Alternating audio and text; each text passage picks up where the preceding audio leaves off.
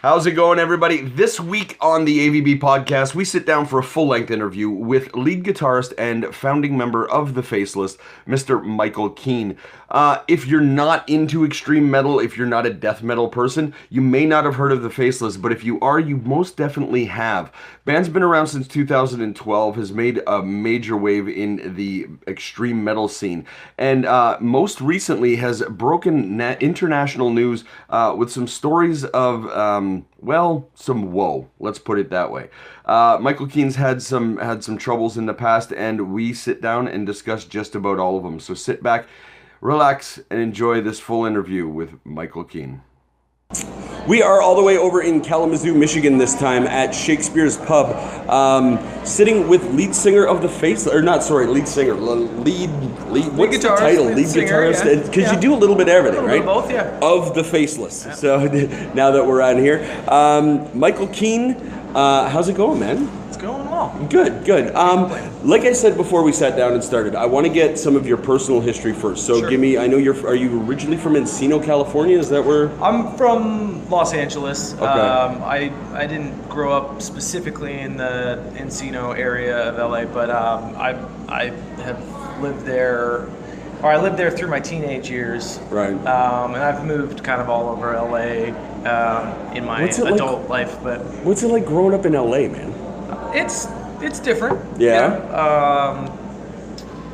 Most of the people that I'm friends with now in my adult life in LA are mostly transplants. Most of them are from other places. You know, that's sort of how LA goes. Kind of the nature there, right? Right. I mean, obviously, growing up, I was surrounded by people from there because, you know, they're there. Right, yeah, exactly, they're there. Yeah. So, but as I've gotten older, you know, more and more of my friends in LA are from other places, and yeah, that seems to kind of be the nature of Los Angeles. But yeah, I was born in Glendale, which is like 30 minutes from downtown LA. Okay. And, what's family like? I have a very close-knit family. A lot of musicians in my family. Yeah. My dad is a guitar player, great guitar player. Yeah. My mom's a singer. One of my uncles is a world-renowned pianist. Even some of my grandparents are musicians. So music was with you like right from the start, right? Yeah. Go ahead. My dad got me my first guitar when I was like 5 years old. Yeah. What kind of stuff does Dad play? He is a pretty well-rounded player. I mean, I would say like his forte is probably mostly like jazz fusion type stuff. Really? and country guitar playing. Oh yeah? Did you grow up listening to that stuff? Yeah. Yeah? Totally. Do you dig it? Do you still dig it now? Absolutely. Yeah? I mean, that's probably what I listen to the most is like fusion stuff. Yeah. How did death metal come around for you? It's a good question. I had an older brother, and we shared a bedroom growing up, and it kind of started there, I guess, probably. I also had an older cousin that was like really into death metal, and my brother and my cousin were like best friends growing up, and so I mean, from the time I was like, I don't know, like 9 years old, something like that, there was like Deicide tapes and Sepultura and all that stuff in our bedroom. So, oh yeah? Yeah. So were mom and dad okay with the death metal thing? Yeah, I have pretty open-minded parents. Yeah. Pretty progressive parents. Was it an artsy house? In terms of music, sure, yeah. I mean, you can say that, sure. Okay. What did mom and dad do outside of music? They weren't professional musicians, or were they? My dad was and still is. Oh, okay. Yeah, that's what he does for a living. Touring, or? Yeah, he did touring. I believe he did 10,000 record dates from the 70s through the 80s. Holy shit. Yeah. So, like, is he a name that I can look up? Like, is he somebody that I should know and I look like an asshole to my audience? I mean, he's kind of he's always sort of like done side band type stuff. Okay. But he's worked with a lot of big name artists. Yeah. So, how early on for you, with Dad being a professional musician and music being like so with you so early, when did it look like a thing that you could do for a living? Because like most of the people that we talk to come from like blue collar Windsortown, right? So mom and dad, if they own a guitar, they just fuck around it while they're drinking at night, right? But you kind of came up in a house where you understood that this could be a career right from the beginning, right? Yeah, I mean, both of my parents had some form of a career in music. Okay. So I think from the time I was really young, I never saw any reason why I couldn't have a career in music in some capacity. Mm-hmm. I always sort of had big aspirations and dreams of what I wanted to do, and I think the path that I wanted to go down was a little bit different than that of my parents, but they always... What does that mean? Well, both of my parents, for the majority of their music careers, it sort of revolved around either being side musicians or doing other people's material, working for other people. So I guess you could kind of say it was sort of like the blue collar of the music industry, so to speak, you know? That's actually really interesting, and I'm sorry, I don't mean to trample you, but like that phrasing is specifically like the stuff that we kind of talk about, like the idea of like musician, like being a musician can be a blue collar sort of idea. Yeah, it can be. And you saw that side of it and didn't want anything to do with it. It's not so much that I didn't want anything to do with it, I guess. I just had dreams that involved other things and involved sort of following my own musical path, and both of my parents, they wanted me to aspire to that. Okay. I don't think they wanted me to follow the path that they went down, really. Specifically, my dad, I know he, I think he sort of regretted not following his dreams more musically, and because of that, always pushed me to do it, you know, to do whatever I wanted to in music, and not, you know, don't take the backseat position or whatever. And so yeah, that's kind of what I mean. I mean, did you find that was like pressure filled? Like No, because it was always what I wanted. It was what you wanted. And it was just sort of reaffirmed by my parents. You know, I was never pushed into anything. Okay. When was the first time somebody outside of your parents, like outside of your family, told you that you had something going on with the guitar? Oh man. I think there was always supportive people around me when I was young, but one thing that really comes to mind was in my teenage years, being a jazz band. I got a lot of recognition and accolades and stuff during that time period. I like won a lot of contests and different things, and that sort of like, you know. How old were you?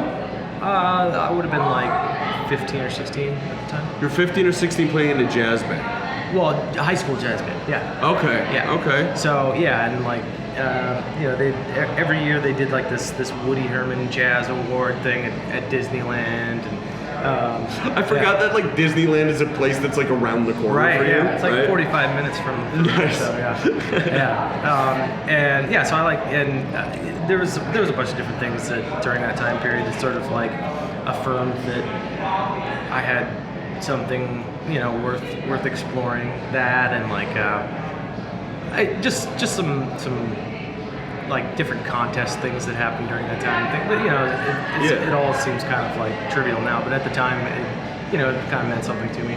But is that stuff that you hang on to now at all? What do you mean? Like, do you think about that stuff? Like, do you? Because your career has gone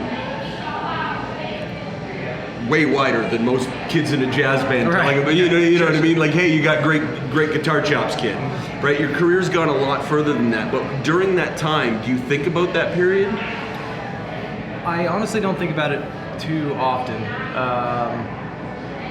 But when I do, you know, it's nice to think about. You know? Right. But yeah, well, one thing that comes to mind was at one point I had written a song. It was sort of like bossa nova type of thing.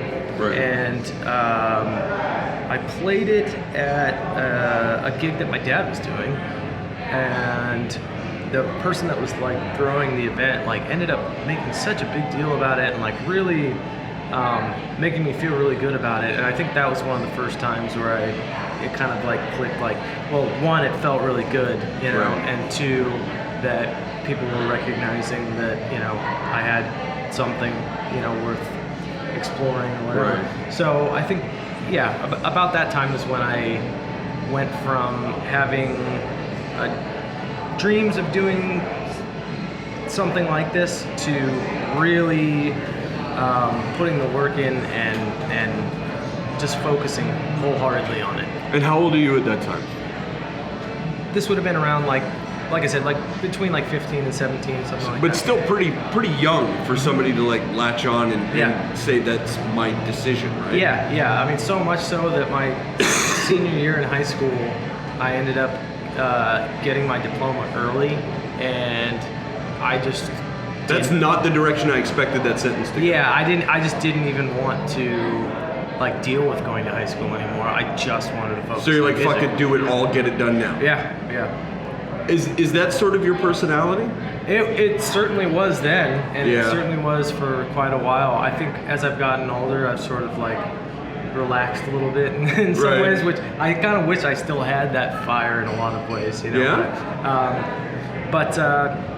Yeah, I mean, when I get focused, when I put my mind to something, I tend to kind of get like tunnel vision, and I really just focus in on that one thing, and you know, it's hard to tear me away from it. So when you started down that path, was the Faceless the first project, or did it go through a couple of... It went through a few other phases before it became the Faceless, but actually, I mean, I started working on the Faceless material around that time, around like 17. That's when I wrote the first songs that are on the first record, Akeldama. Yeah. Like four of those songs I wrote when I was like 16, 17. And how old were you when that album first came out? I believe I was 18 or 19. Okay, so you're looking like 2 or 3 years. Yeah. From the time you really started focusing to the time that first album Yeah. came out. Talk to me about that experience. It was a pretty wild ride at the time. The first record, the way it came together was kind of interesting. It started out, I was just going to create an EP, and I had 4 songs that I did with the guys, and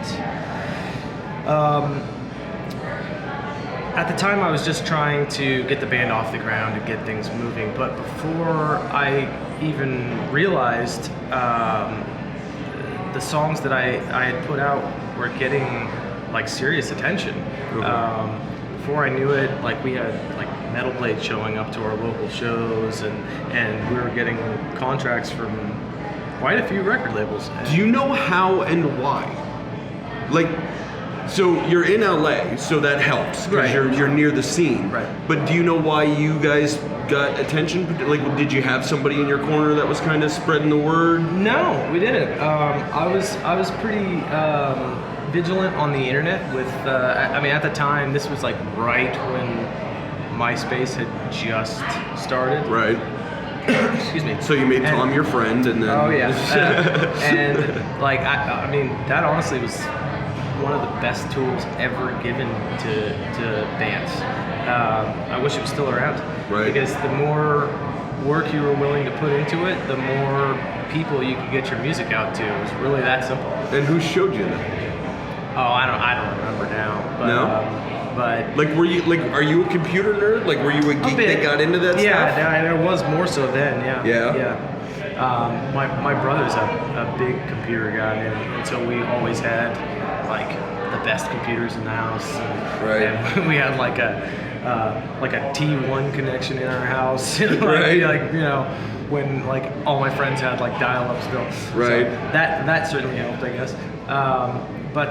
Yeah, I was just really focused with like pushing the music and getting it out to people, and I saw an immediate response to the music from people online, and the other guys in the band at the time, like everybody was pretty focused with what we were doing, and like we would make a point to spend time like every day on pretty much like pushing our music, and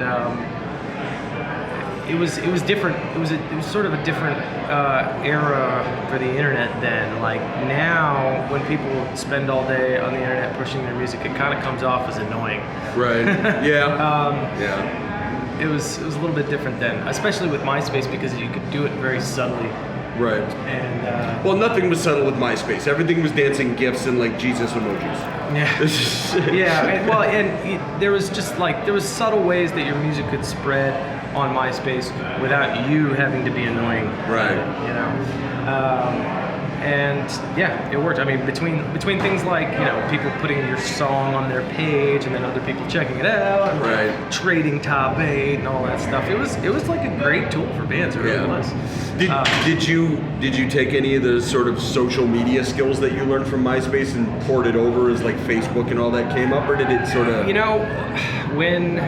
When that shift happened, like it was kind of disheartening, honestly, because Facebook is just not nearly as good of a platform for musicians, and I think that that was around the time that I think by that time we were already signed and we were already touring. So other people were already kind of handling right. that. I didn't have to really deal with that stuff anymore. But who was the first label you signed with? Sumerian. And you're still with them today? Yeah. And that's awesome. Yeah, and it's kind of interesting how that all came about, really. Around that time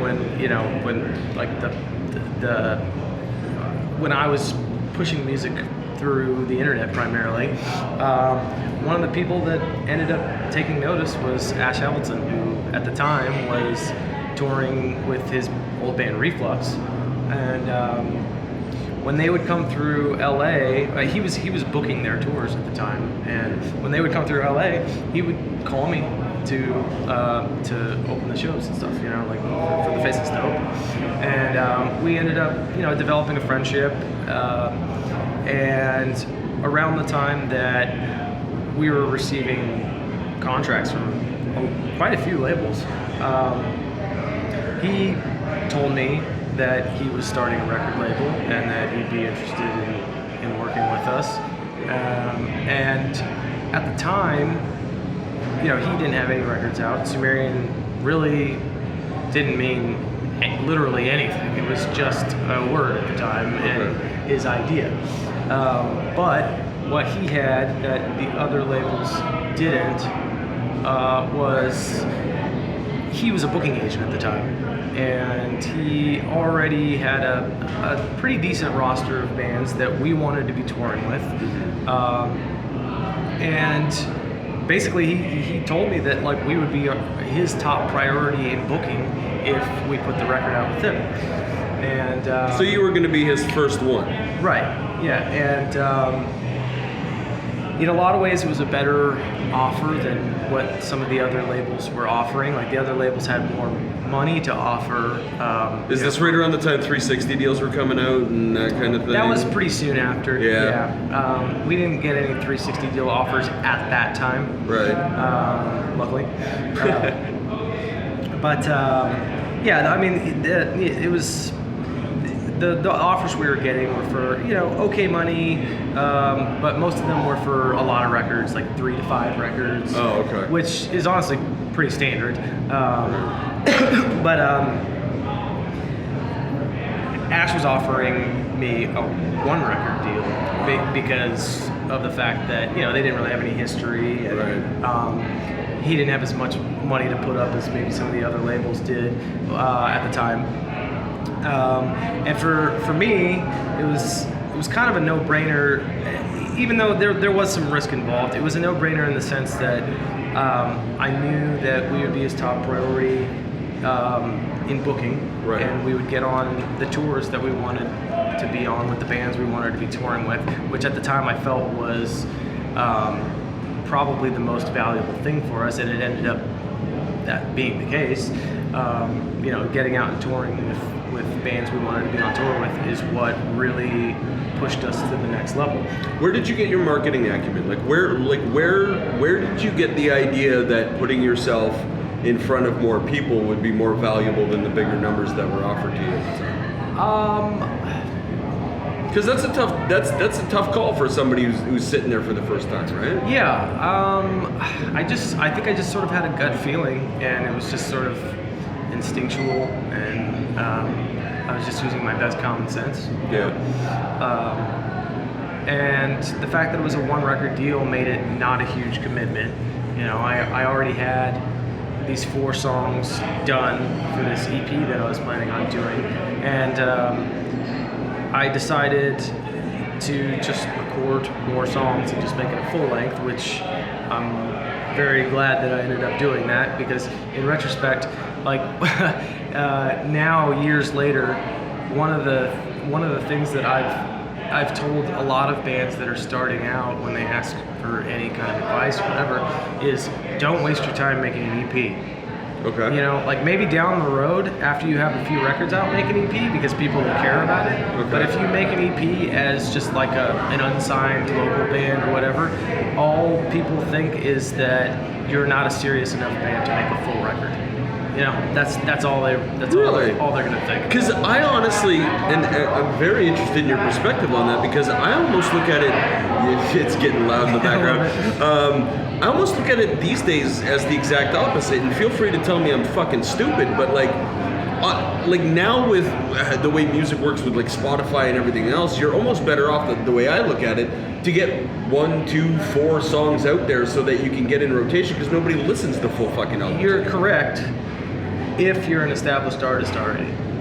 Okay. If you aren't an established artist, if you're not signed, if you don't have someone in your corner, and you can't put, 9 or 10 songs together, it's still very much a thing that people aren't gonna take you very seriously. When you say people, do you mean the industry people or do you mean audiences? Both, but more so industry people. Okay. So yeah, that's sort of what I've gathered about it anyway. But yeah, no, you're right. I think that the way of the future is less material more frequently. Right. I wish that would happen sooner, honestly. Yeah. I wish that honestly, like the hip hop world kind of has the right idea, like putting out and electronic music as well, like putting out like 1 track at a time, like every month or 2, featuring 97 other artists. Well, yeah, that's up for debate, but right. But just like more, like less content, more frequently. Often. Yeah. It keeps your name in people's mind, more. And yeah, I think that's probably the way of the future, especially with the physical CD dying out right now. Right. Which, I mean, it's dying out in a pretty big way right now. Yeah. Record sales don't really mean anything anymore the way that they did even just a few years ago. Like, what are the numbers you look at now? Well, they most of the like news sites and stuff, they don't cover what bands do first week in with record sales anymore, because it doesn't really mean what it used to. Right.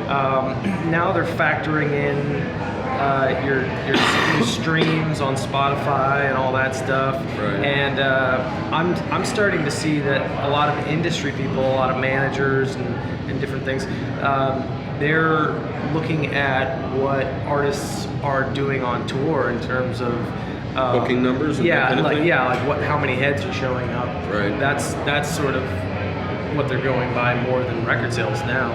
So then, give me, from a guy who's spent, how long have you been a touring musician?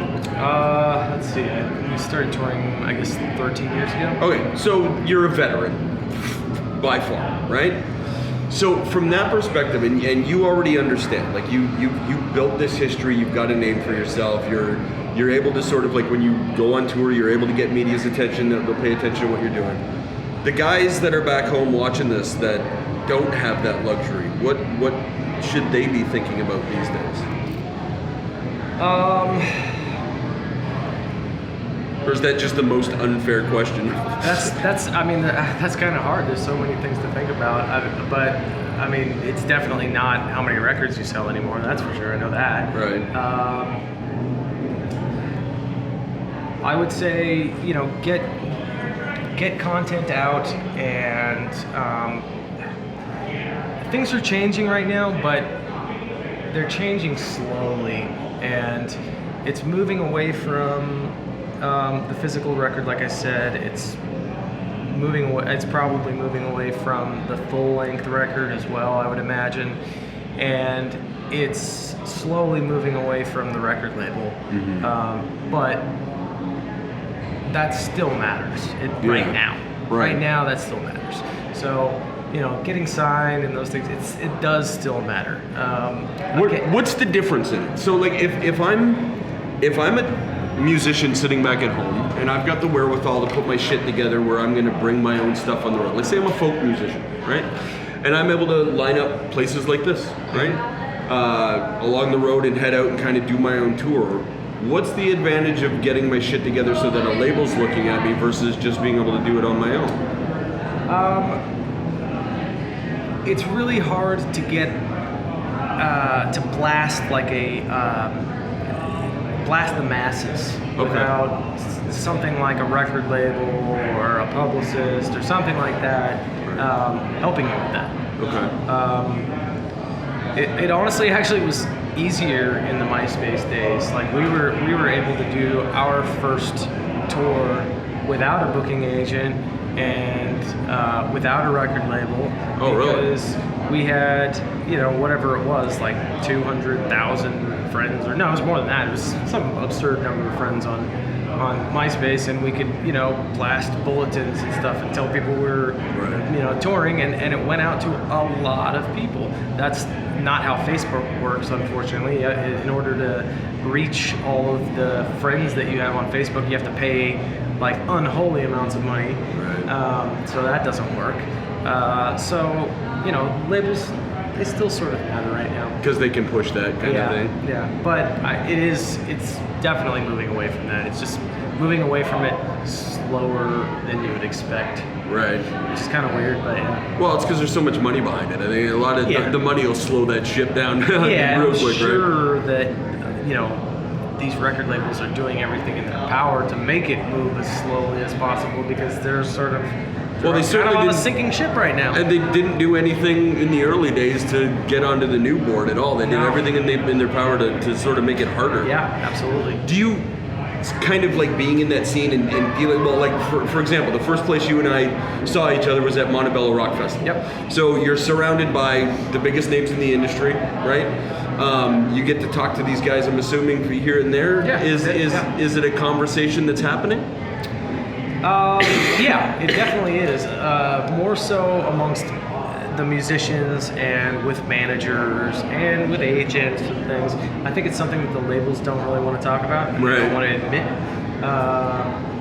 Why would they want to admit that they're on a sinking ship? But, Best Buy just stopped carrying CDs, and that was it was the only place to buy last big outlet for CDs. I mean, what else is selling CDs right now? Well, and mom and pop shops. They dropped what they were carrying by like a third more than 10 years ago. Oh yeah, more than that probably. Yeah. Probably 2/3. Or only left a third is what I was saying. Right. Yeah. Okay, so let me go more. I love the fact that we got to talk about industry stuff because we don't talk to too many people that can give that insight. You have a very specifically interesting story that I want to get into here. Okay. Let's go back a little bit. Sure. Your band coming up, as you were first putting all of this stuff together, these guys were really close friends with you, right? Yeah. They weren't just random dudes off the street. No, not at all. Tell me about that. The original lineup of Faceless, we all went to high school together. Right. And we were friends for quite a long time. The lineup of the first record wasn't all people that I went to high school with, but it was 3 people that I went to high school with. Right. Derek, our original vocalist, we met soon after on our first tour. The other band that we were touring with was a band called Taste of Blood, and Derek was the vocalist of that band. Right. And around the time that we did that tour, I was finishing up the first record, I actually had tracked vocals for the 4 songs that were originally supposed to be the EP with a different vocalist. And then when we decided to make it a full length, we decided we wanted a different vocalist, and we asked Derek, and he ended up doing it, and that's sort of how he came into the picture. There's actually 4 drummers on that record. Really? Yeah, and it was. Why? Because same kind of thing, really. We had a drummer who did the first 4 songs for the EP, and then when we decided to make it a full length, we decided we wanted a different drummer. And at the time, we were having a hard time finding one, and I just got sort of whoever I could to finish the remaining songs on the record. Right. And I got my good friend Naveen Copperweiss to do a track, who at the time was in Animosity, and now he's in a band called Entheos, and some other people, and just finished the record up that way, and that's how it is. So you didn't have like a regular drummer at the time. You were just grabbing. Not at the time. We were looking for someone. Okay. So, yeah. How long did it take you until you locked somebody in? Let's see. I think it took us about 2 years before we found Lyle. We went through quite a few people during that time period, or at least a handful, and we were just trying to find the right person, and eventually we found Lyle. He ended up being in the band for quite a while, and he's an amazing drummer. So the core of you guys were the Faceless together for how long? As far as like me, Brandon, Steve, who we all went to high school together, and Derek, that was the Faceless for probably about 5 years. Yeah? Yeah. What happened last year, man? Last year? Yeah. That was just a really why don't we do it this way? Publicly, for my audience who isn't familiar, tell me publicly what the story was that went out. You're talking about the guys leaving. Yeah. Well, I guess the story that people think versus what actually happened. Sure. And I'm going to give you a chance to tell that part, but yeah. I want to match it up. So sure. Right? And some of what was said by some of those guys, which there is a certain amount of truth to, but not everything that said was true. It was a combination of things, but one of the things that was said was, that some of them were leaving because of my drug use, okay. Which, I was on drugs for quite a while. Yeah. And the thing that was unfair about the way that it was handled when they left was that I was clean when they left, and they knew that, and I'd been clean for some time. So the fact that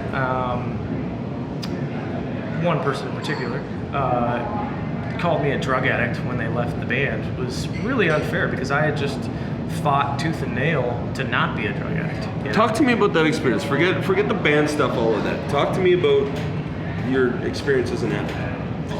I had a pretty rough few years, and ironically, it was the years where the Faceless was probably the most successful,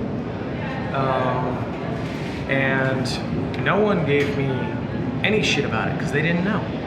And it wasn't until I started to get my act together and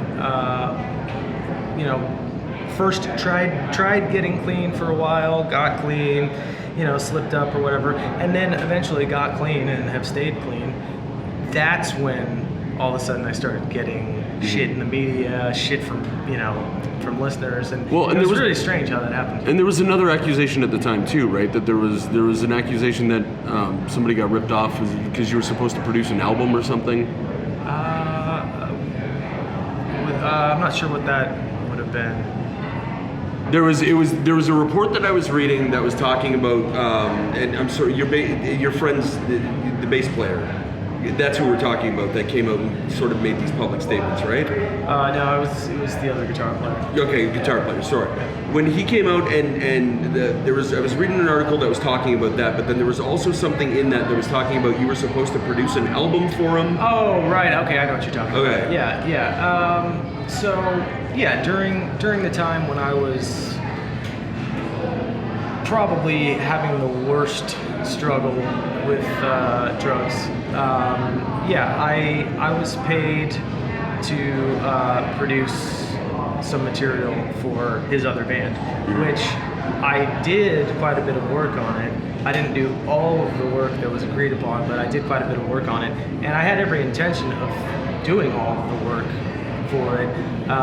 But the label that they were signed to, they had like some deadline or whatever that they needed it done by, and they just decided to go to somebody else to finish it up. I had every intention of finishing it, but I'm not trying to make excuses. I took too long, like trying to wrap the whole thing up, and that was largely because I was, dealing with a drug habit. Right. Talk to me about that experience. So, how bad did it get for you? It got bad enough that I needed to go to rehab to deal with it. Yeah. And How did it come up? Just industry shit? not so much industry shit. It was more just like my personal life. Yeah. Just my relationships with people were starting to become strained. I was isolating. People that were depending on me couldn't really depend on me because I was isolating so much. I just wasn't present. It made it hard to be a productive musician. It made it hard to really have any meaningful relationships with people because I just wasn't present. I wasn't there. I was hiding physically. I was hiding mentally. I was hiding emotionally, and it was because I didn't want people to see me like that. Look, you and I have spent next to no time together. I've seen you play one show at Montebello. We said hello, that kind of thing. I saw you at Soundcheck in Toronto, and I've seen you Soundcheck here and talk to you. One of the first impressions that I got from you is that you seem like, I'm trying to think of it, the wording, the phrasing, but you seem like a sensitive dude. I definitely am, yeah. Yeah? Yeah, absolutely. Do you think that played into it? Yeah, absolutely. When I'm having a hard time with myself, I have a really hard time putting myself out on display to other people. Because I am very emotional, and I care about things a lot, and yeah, I can see that. I can see that when you're even just from the sound checks. Yeah. I can see that you really give a shit. Yeah, I'm a very passionate person. I care about what's happening around me in most capacities, and it's hard for me to put myself out and know that I might potentially disappoint someone or anything like that, And so my answer was to just isolate and just hide, And I did that for a while. But if you see me, if I'm present, then chances are I'm in a better place. Right. If I'm in a bad place, you just won't hear from me. And you won't Just see period. me. Yeah. Do you think that led to some frustration from your friends? I'm sure. Yeah, absolutely. I'm sure it was hard for my bandmates to, try and be in a band with me and not hear from me for long periods of time. And I'm not answering my phone, and they're not seeing any kind of presence on the internet or nothing. I'm just sort of a ghost to them, And I'm sure that was very difficult. Yeah. while you're going through your addiction, how hard are you guys touring? Initially, fairly heavy, and then when things got out of control for me, and it was to a point where I didn't feel like I could hide it anymore. What did out of control look like for you? I think it was obvious, like physically and emotionally, that I wasn't my normal self. I didn't look like myself. I didn't sound like myself. A lot of the time, it was probably fairly obvious that I was, just stoned out of my gourd, and I didn't want to be present during those times. Right. I didn't want anyone to see me like that. That's the time period when I isolated. And But how do you isolate when you're on tour? I just didn't really tour during that time. It was the period of time when we toured the least. Okay. Do you think that added to the frustration for those guys? Oh yeah, I'm sure it did. Because they kind of count on this as their career too, right? Yeah. I think we did like 1 or 2 tours when I was like, pretty bad with it, and that was about it. And none of that shit hit the media? Not at the time, no. No? It's really ironic how it all happened. Like when I was doing pretty poorly, everything was still hunky-dory, and it wasn't until I actually made an effort to turn things around that all of a sudden the media tried to paint me as this horrible fucking drug addict, and it was really ironic how it happened. Were you all the way through, or were you still getting out of it when all the media hit? You're never really all the way through. No. But this is why I'm asking. And I'm sorry. I'm trying to give you some leading questions, but maybe I'll just get right to the point on it. I think when people go through really hard struggles, when the struggles are hardest for them, they have a hard time sort of getting the perspective on what the people around them are dealing with versus that. Right, yeah. Sure. Whereas as you start coming out of that struggle, you feel like you're finally getting better. Yeah. But that process of coming out just sort of like exasperates frustrations of those people that are around you. Oh yeah, I don't. You know doubt what I mean? That. Yeah, I don't doubt that. Yeah. Do you have any perspective on that? Yeah, I'm sure that for quite a while, as I was, coming out of that period, that it was probably still hard for people around me. Yeah. It was, however hard it was for them, it was certainly harder for me, especially to be making the effort, counting the days, literally going like, okay, it's been 5 months and 23 days, and having, the media essentially call me a junkie. It's like where were you when I actually was a junkie? Now that I'm trying to do the right thing, you're gonna try and. It was just very strange. Did you do anything to try to combat it? Did you try to get out in front of it a little bit? It felt like, and it still feels like, anything that I did or do, there's a certain media outlet in particular that they just love to paint it like, oh, he's just being defensive. Oh, look at him try and make excuses. Right. And it's like, well, okay, I guess I'm just not going to say anything then. And when I don't say anything, then I get shit for that. Right. I can't even keep my head low to the ground. Right. I really can't win. Yeah. At least with them. So tell me about, because, fuck it, we'll talk about it. So I'll tell you the story from my perspective. How about this? So going into Montebello for us, we reached out to a bunch of different, whatever labels we could, whatever. And it was going into the Montebello Rock Festival, and I got a message from the guy who gave me all the contacts, saying, don't count on an interview with these guys, they can't even show up to a festival. Yeah. Talk to me about this. We had some cancellations, and to be fair,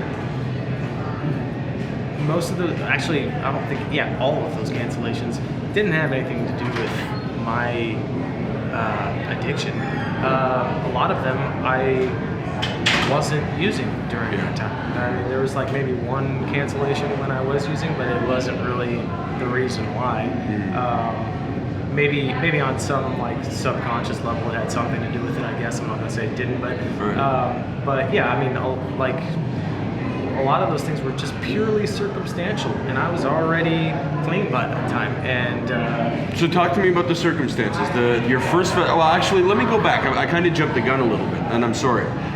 So after all the news hits about the band, because the band left, and so you went through and you put another group together, right? And how long did that take? Not really that long at all. Okay.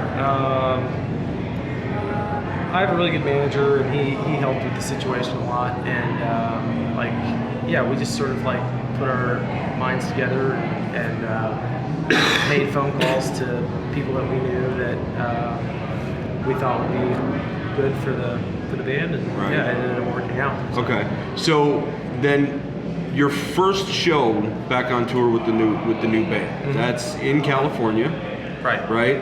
And there's a van issue. Yeah. Okay. Yeah. Tell them what the van issue is so that they can all shut the fuck up. Right. Yeah.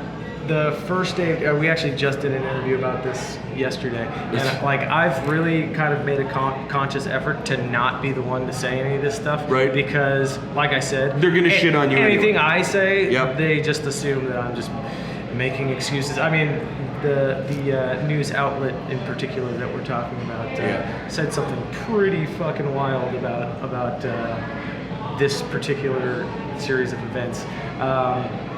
But anyway, we can get to that. But what happened was we started heading to Berkeley for the first day, and about like an hour or so into the drive, the alternator in our van just died, right. And it was a Sunday.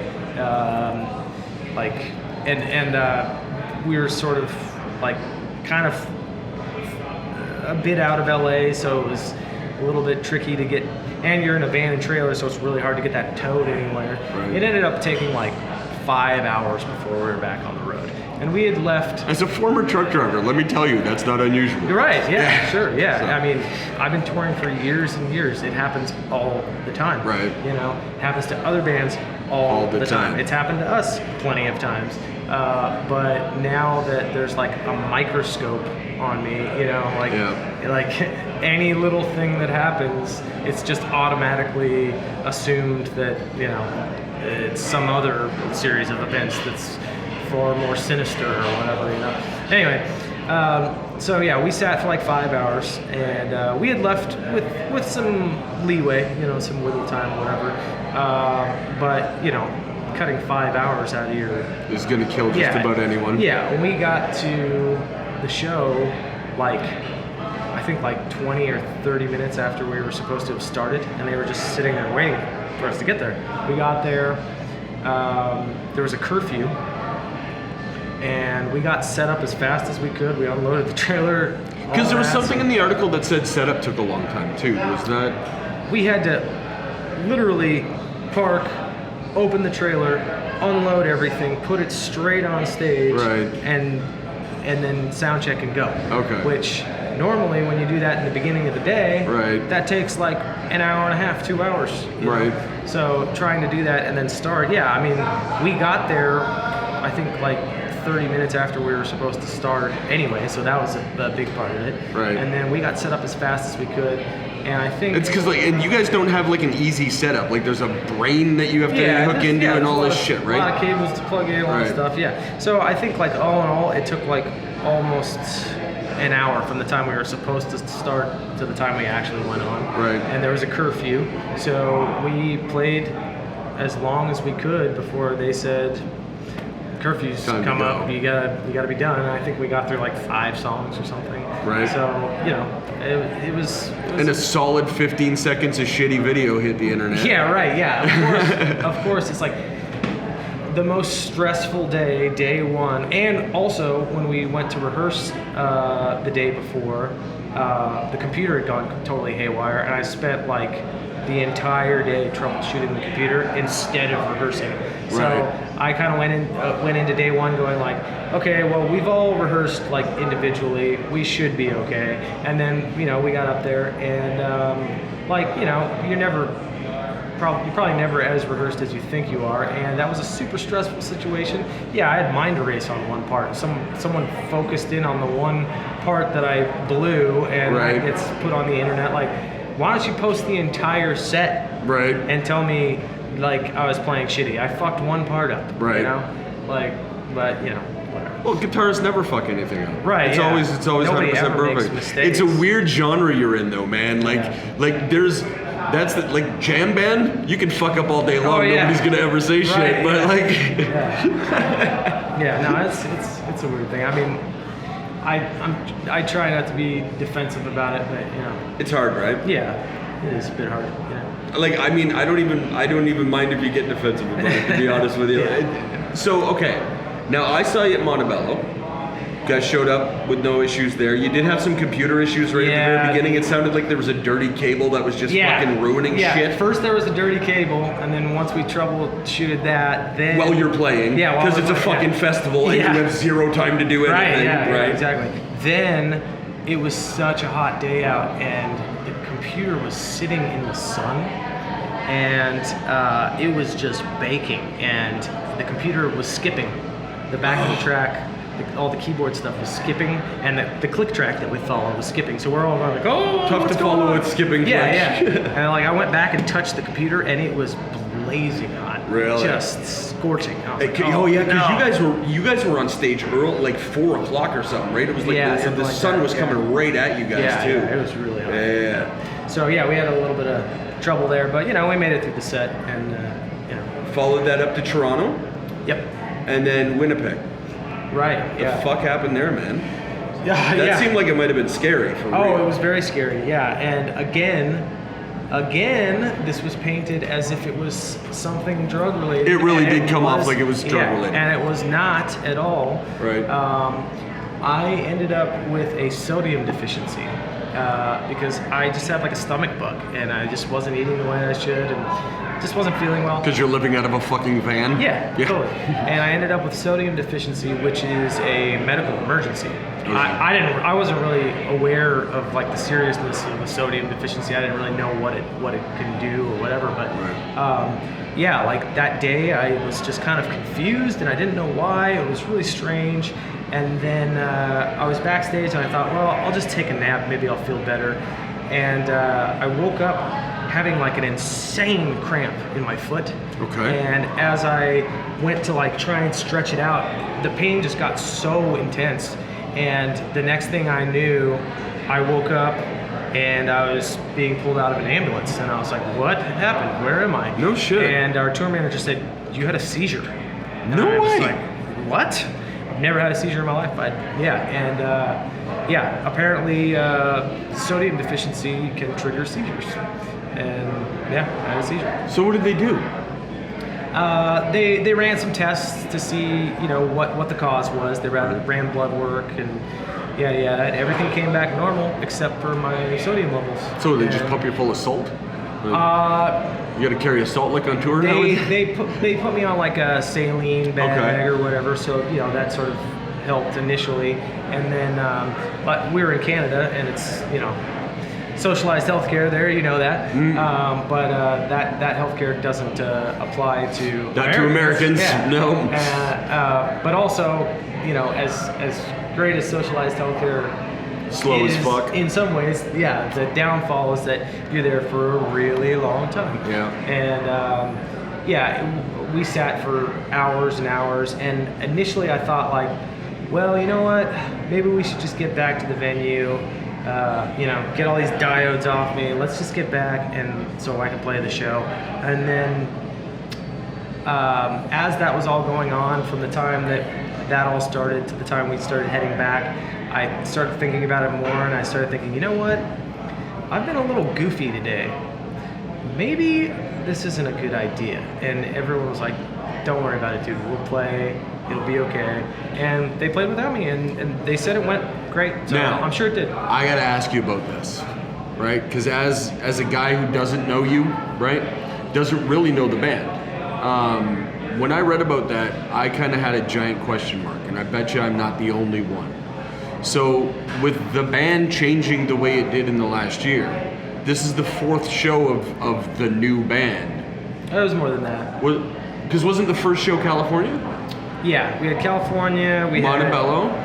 No, there was several. Oh, okay. We had California. Then we had Grand Junction. We had St. Louis. We had one other somewhere, and then we had Montebello. Oh, okay. Then Toronto, and then Winnipeg.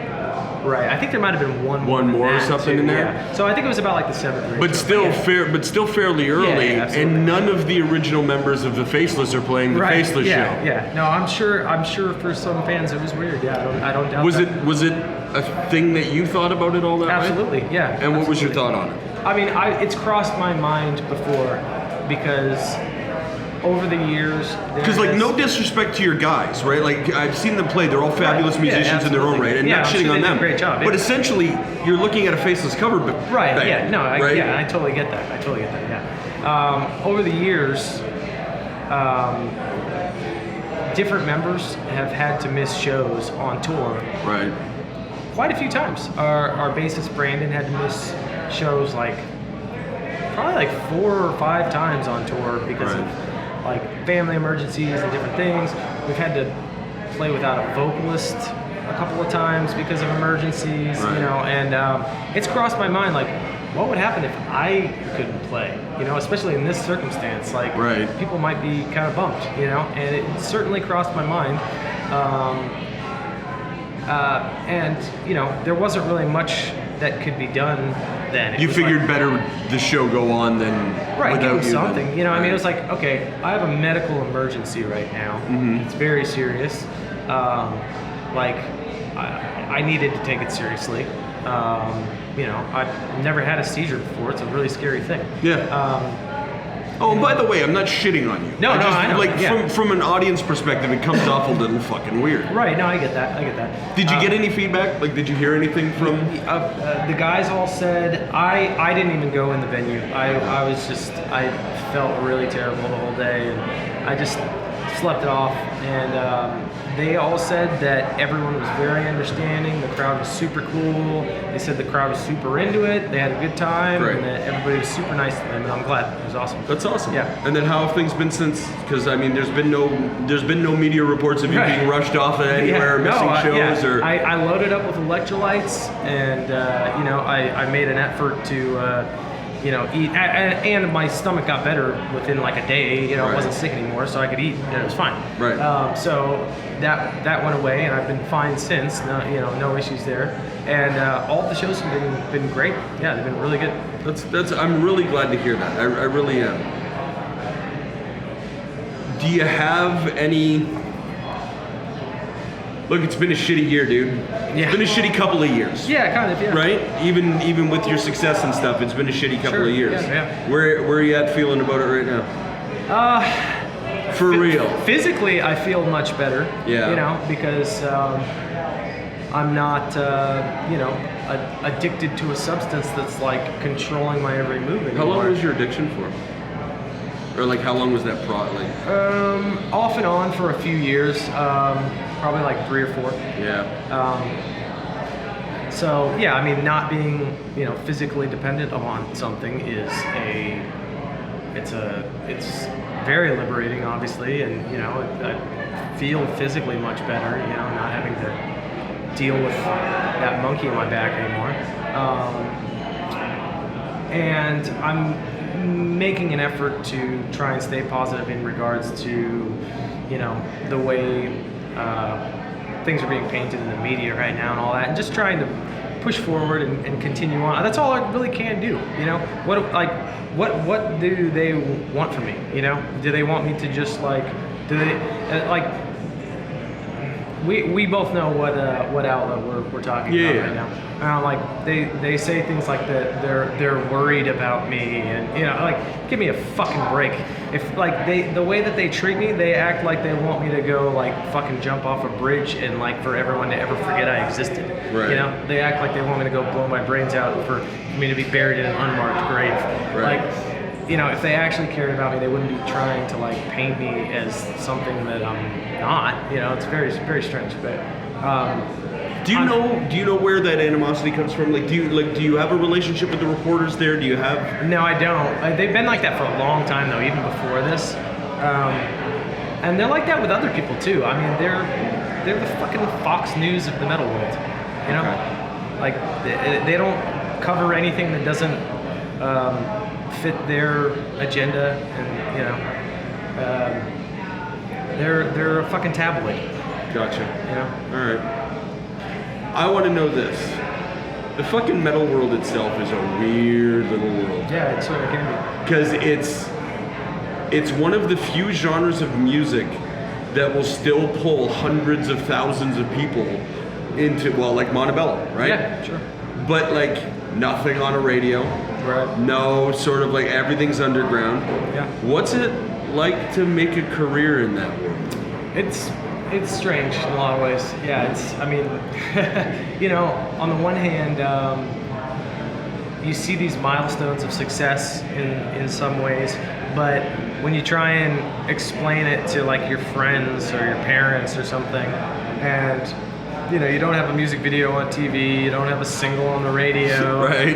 Record sales are down these days. So like all of the things that traditionally represent success in music kind of aren't there in the extreme metal world, so it's sort of hard to like convey that to other people. Like, no, I swear we're actually doing okay. Right. Like, it's a weird thing, yeah. I mean, it's something that you have to really enjoy. You have to really love what you're doing. Otherwise, I would not recommend getting into this genre. As a jazz guy, because that's really what you are. Yeah. That's what I'm into. I understand musically how the crossover is there, but like, is there what I'm trying to get at is the complicated nature of heavy death metal music and jazz are very similar. In some ways, yeah. But the aggression levels are off the fucking charts. Right. Is that what holds you to it more? Like, or did you just get tired of people swinging to some jazz?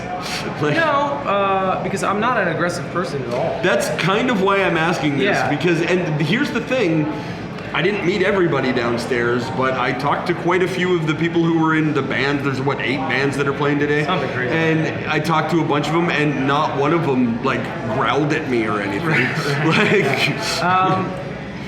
That's actually something with metal that like, the longer I do it, the more I sort of have like I have a bit of like I don't want to say an issue, but it's something that like doesn't really feel like it represents me. The aggression aspect. The thing that draws me to extreme metal over other genres is the freedom of it. It's extreme metal is probably the only genre where you can completely exit the genre of metal and still be a metal band. Clowncore. Yeah, sure. That's you can cover. Watch those any guys. base. To watch those guys snap it. Specifically talking about jazz. To watch those guys, and I mean a lot of what they're doing is like jokey or whatever. But like to watch those guys musically go from like the most violent, like just outright to like snap into light jazz. Yeah. I fell in love the second that I saw that. And I noticed that you play into like not to that extreme, but you play with that with your musical writing a little bit too, right? Yeah. I like to cover all kinds of styles and genres, and I think that's one of the coolest things about metal is that you can explore all of those things, and it's still metal. I mean, if you were playing country music and you ventured out of country into literally any other genre, it would not be country anymore. Yeah. It would be except for new country, you can be hip hop artists now and play country. That's true. Yeah. That's one of the things that I like about it because I draw influence from a lot of different things, not just jazz, not just metal. Right. I like all kinds of stuff. I mean, I grew up on stuff in the fusion world, like things like Steely Dan and Pages and all kinds of stuff like that. But like when I was pretty young, like the things that like I really gravitated to were things like Alice in Chains and Nine Inch Nails and Soundgarden and stuff like that. And I like to draw influence from stuff like that too. And I don't see a lot of metal bands doing anything like that, but the metal genre certainly allows you to explore, and I like to kind of push what is acceptable and explore those things, and then go back to metal and you know, mix it up. I like that. I particularly like your vocal lines in your writing. Thank you. I'm not like my audience already knows this, but maybe you don't. I'm like not a metal guy at all. I'm a blues guy, if anything. But listening to your music, whenever the vocal, because like I would listen and go, okay, the raw stuff is not my stuff. Yeah, fair. But then enough. all of a sudden, this incredible like other vocal line would come in, and I go, oh, that's amazing. And then when I found out that was all of your vocal lines, I'm like, all right, some of this shit starts to make sense a little bit more now. Yeah. No, I you know, I think the older I get, the more, how do I say this? Yeah.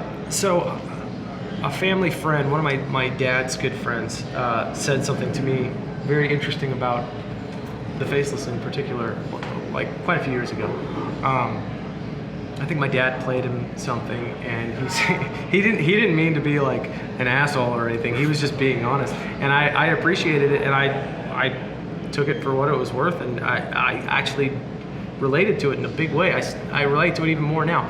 What he said was something to the effect of, he said he really admired the music, he liked it a lot, but he had a hard time with the screaming. And he said something kind of profound that stuck with me. He said when he was young, he always associated screaming with like his parents being angry with him, or you know, or like he was in trouble or something. And like screaming was just something that like didn't resonate musically with him. And I was like, yeah, fair enough. That makes perfect sense. Yeah, absolutely. And you know, there's actually a surprising number of people that, like in like metal fans, that they don't want to hear singing in their music. Like there's even a news website called No Clean Singing. Oh, really? And they cover bands that sing, and they don't actually have anything against clean singing. But it's just kind of ironic, you know. And you know, I started thinking about that a bit, and being like, the human voice is like the most, it's like the most emotional instrument that there is, and you have to have some kind of connection to singing. I mean, it's like when you think of like things like your mother singing to you when you're a child or something. I mean, that stays with you, you know. And I think the human voice is a super powerful instrument.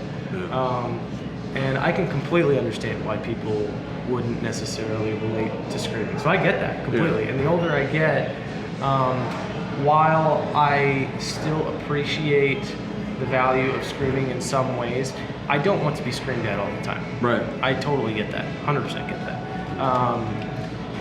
I think that it's a powerful tool, and it can make things really intense, and like it can convey a certain emotion that's totally different.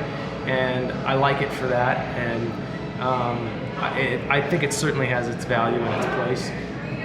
But I definitely don't want to be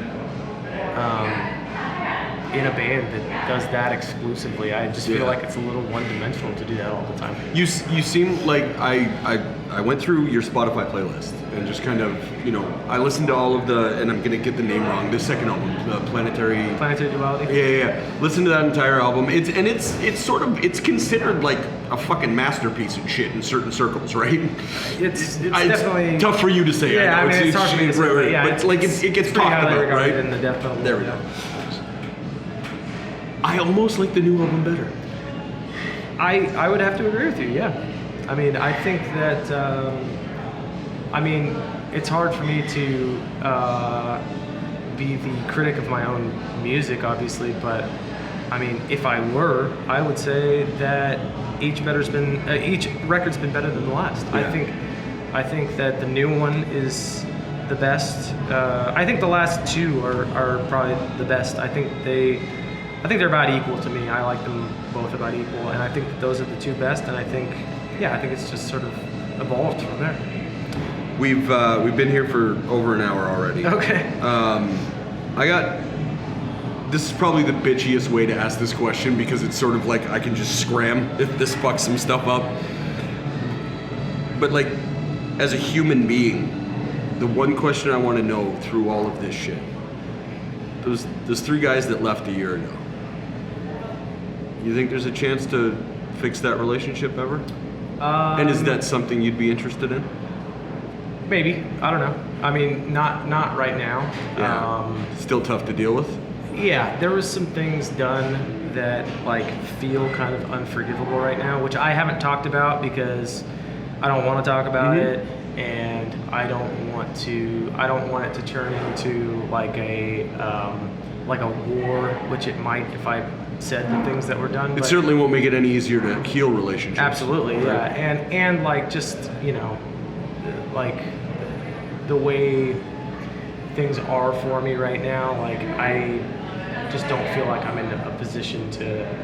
No one's like the media certainly isn't feeling bad for me right now. That's clear. Right. So I'm not gonna try and do the poor pitiful me thing. But I will say this: there were some things done that were really, really fucked up and not cool. And I get that. Like I take responsibility for. I get that I stressed them out and that it was probably hard for them for quite a while to deal with me just being isolated and not present. I get that. But after I made all of this effort to like turn this around and then,